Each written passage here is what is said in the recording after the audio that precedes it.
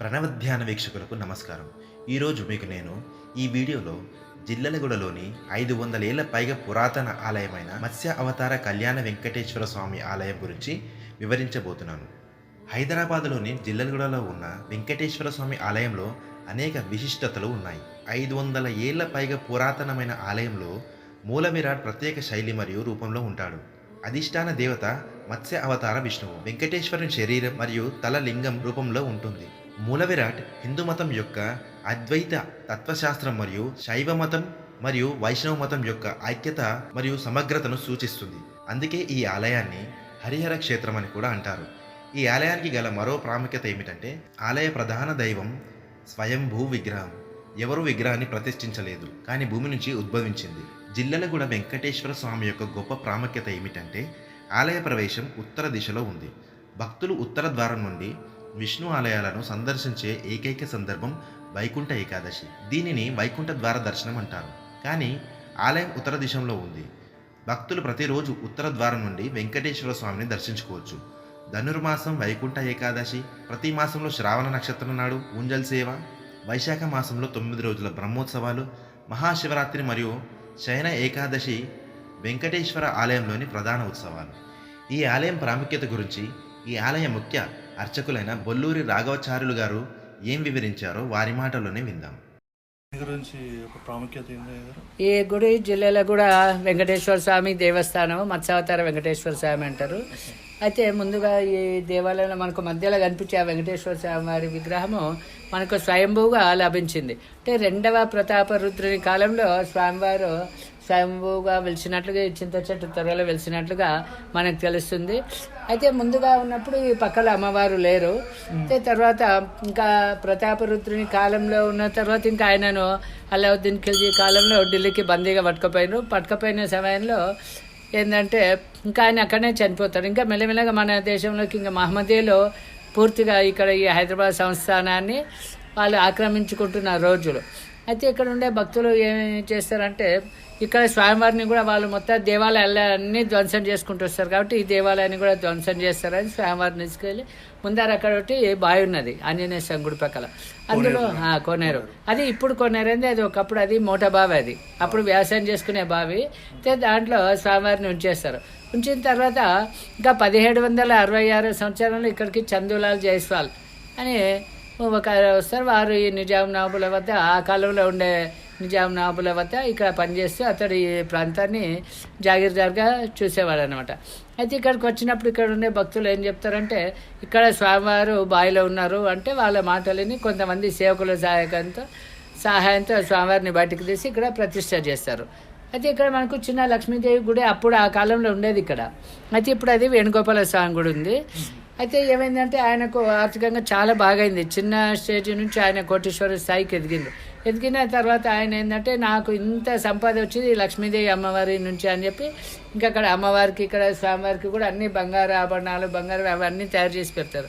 తర్వాత వాళ్ళు ఏదో కార్యక్రమం కోసం వాళ్ళు రాజస్థాన్ వాళ్ళ స్వస్థలం అక్కడికి వెళ్ళినప్పుడు ఇక్కడ మహమ్మనీయుల దండయాత్రలకు ఈ గుడి ఇదైతుంది.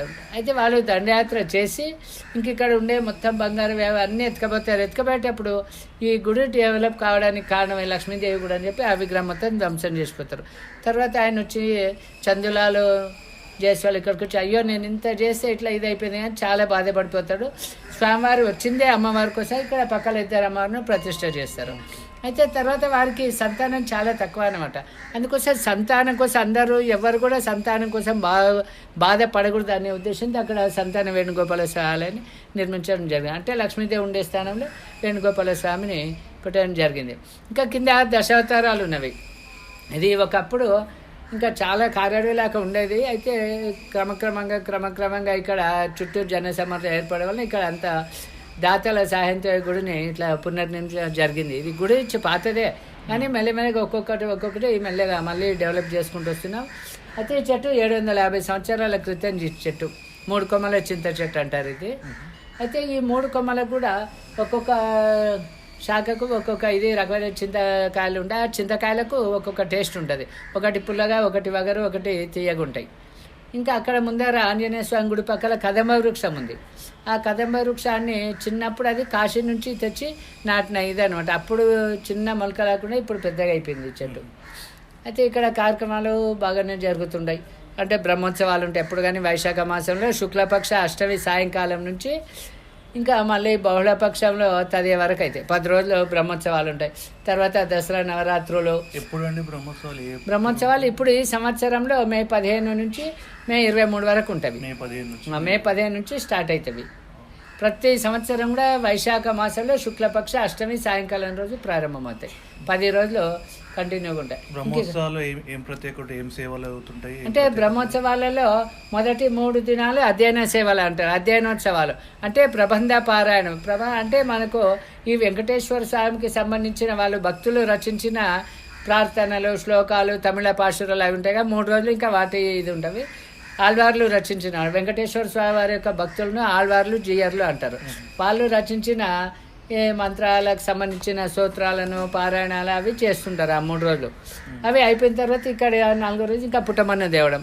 పుట్టమన్ను తెచ్చిన తర్వాత ఇంకా మరుసటి రోజు గౌడ ముద్ద అంటే ధ్వజపటాదివసము, బేరీ నాదము, ఇంకా సకల దేవత ఆహ్వానం ఉంటాయి. తర్వాత మరుసటి రోజు సాయంత్రం ఎదుర్కోళ్ళు అయిన మరుసటి రోజు కళ్యాణం ఉంటుంది. కళ్యాణం అయిపోయిన తర్వాత ఒక రోజు మరుసటి రోజు చక్రస్నానం, తర్వాత రథోత్సవం ఉంటుంది. రథోత్సవం తర్వాత చక్రస్నానం అయిన తర్వాత ఘటాభిషేకం. ఇక్కడ అంటే ఘటాభిషేకం ఎందుకు చేస్తామంటే మామూలుగా అంటే లేదు పద్ధతి. కాకపోతే ఏంటంటే ఇక్కడ 10 రోజులు స్వామివారి బయట అక్కడికే తిరిగింటారు కదా. ఈ పరిసరాలకు దుమ్ము, ధూళి ఇవంతా కలిసి మళ్ళీ స్వామివారి విగ్రహాలు ఇది అవి ఉంటాయి అని చెప్పి, దుమ్ము పట్టుంటాయని చెప్పి అయిపోవడని చెప్పి 108 కలశాలతోన ఇంకా అభిషేకం ఉంటుంది. ఇట్లా 10 రోజులు అయితే. ఇంకా రథోత్సవం కూడా చాలా భారీగా ఉంటుంది. చాలామంది, వేల మంది భక్తులు వస్తుంటారు. ఆ రోజు తెల్లవారుజాము వరకు ఇది జరుగుతూనే ఉంటుంది ఉత్సవాలు. ఆ బ్రహ్మోత్సవాలలో సాయంకాలము మనకు ఇంచుమించు 12 గంటల నుంచి ఇంకా 12 గంటల వరకు ఇంచుమించు గుడి తెరిసే ఉంటుంది. ఇంకా రథోత్సవం రోజు అంటే 2-3 గంటల వరకు కూడా తెరిచే ఉంటుంది. ఇంకా వైకుంఠ ఏకాదశి రోజు కూడా ఉత్తర ద్వారం, ఇది ఉత్తర ద్వారము. మనం వచ్చేది ఉత్తర ద్వారం నుంచి వస్తారు. అయితే వైకుంఠ ఏకాదశి రోజు ధ్వజం ఉంది కదా, ధ్వజస్తంభం. ఆ ధ్వజస్తంభం ముందర ఇక్కడ స్వామివారిని అక్కడ అలంకరించి పెడతారు. ఉంచిన తర్వాత ఇంకా అందరు వచ్చి అక్కడ దర్శనం చేసుకొని ఇట్లా వెళ్తారు. సుమారు 1,00,000 మంది దాకా వస్తుంటారు భక్తులు వైకుంఠ ఏకాదశి. అంటే ఇక్కడ 2 ఉన్నాము. ఇక్కడ ప్రధాన అర్చకుని పోస్ట్ ఏం లేదు, మామూలు అర్చకులు. గొల్లూరి రాఘవాచార్యులు. ఇప్పుడు మనం గొల్లూరి రాఘవాచార్యులతో మాట్లాడాము. ఇక్కడ ప్రధాన అర్చకుల లాగానే ఇంకా మీ పేరు రమేష్ భట్. ఇక్కడ ఇంకో అయ్యగారు కూడా ఉంటారు, రమేష్ భట్. ఓకే, అయ్యగారు కూడా వాళ్ళ అనుభవాలు చెప్తారు. ఒక 2 అనుభవాలు చెప్పండి. అయ్యగారు చెప్పింది అంత కరెక్ట్. ఇక్కడ ముడుపులు కడతారు.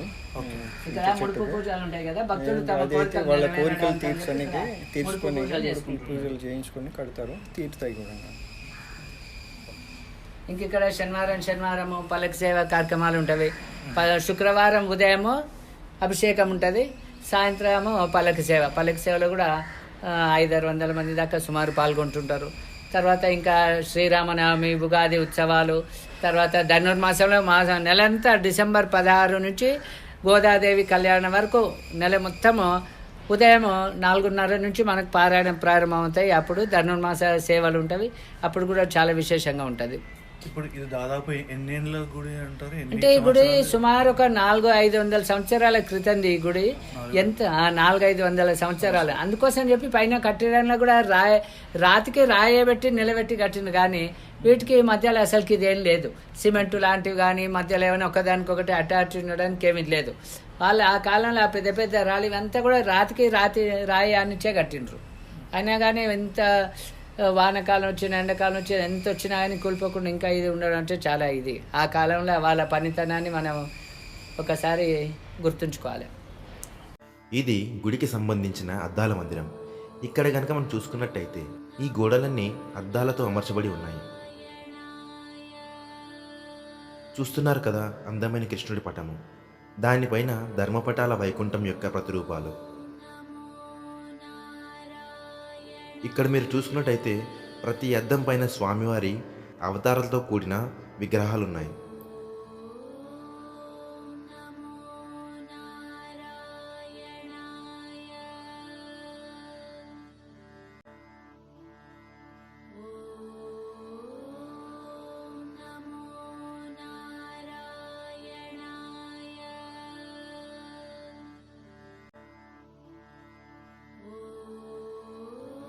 ఈ ఫోటోల్లో ఈ గుడిని స్థాపించిన వారి ఫోటోలు ఉన్నాయి.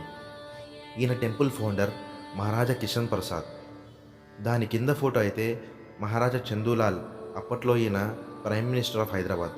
అంటే ఇండిపెండెన్స్కి ముందు హైదరాబాద్ సపరేట్ కంట్రీ అన్నమాట.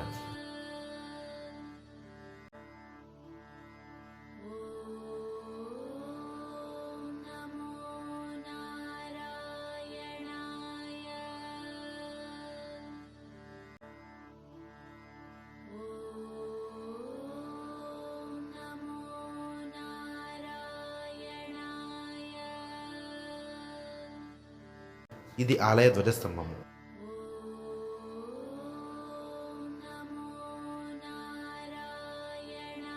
ఇది ముఖద్వారము. బయట నుంచి కంప్లీట్ గుడి యొక్క పిక్చర్.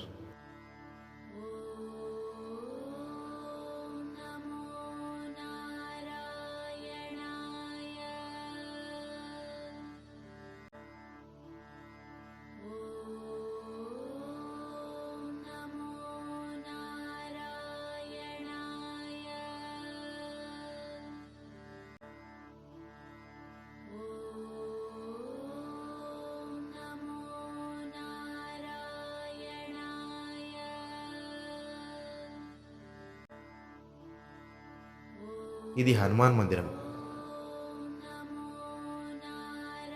పక్కనే ఆనుకొని ఉన్న కోనేరు.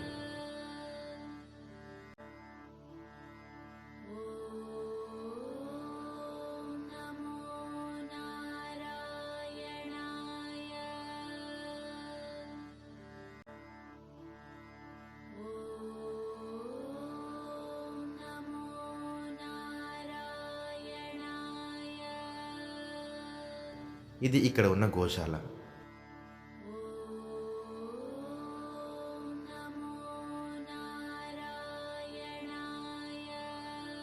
క్షేత్రపాలకుడు శ్రీ హనుమాన్ విగ్రహం.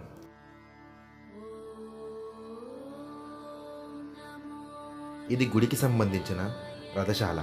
ప్రజెంట్ అయితే ఇది మూసేసి ఉంది. సో ఇదండి జిల్లలగూడలోని శ్రీ మత్స్య వెంకటేశ్వర స్వామి ఆలయం. ఇది 500 ఏళ్ల క్రితం నిర్మించబడిన గుడి. రండి, దర్శించుకోండి, తరించండి. ఓం నమో వెంకటేశాయ.